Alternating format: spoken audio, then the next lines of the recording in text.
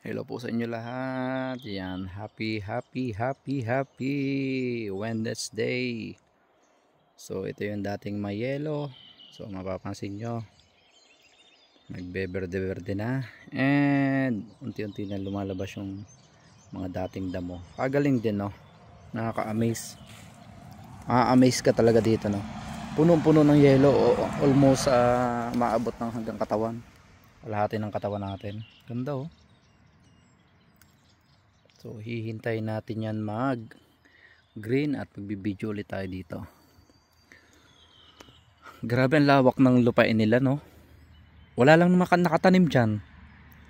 Pero yung mga damo na yan, ina-harvest nila. Mayroon silang machine, tapos dire-diretso doon sa may pambalot sila. Automatic din nababalot siya. Para siyang plastic na malaki na sako na malaki. Binabalot nila doon, tapos may humahakot ng truck. Siguro pakain sa sa kabayo or baka. So yun lang, update lang tayo. And napakalamig po ngayon na negative 12. Maraming salamat. Keep safe always. Bye bye.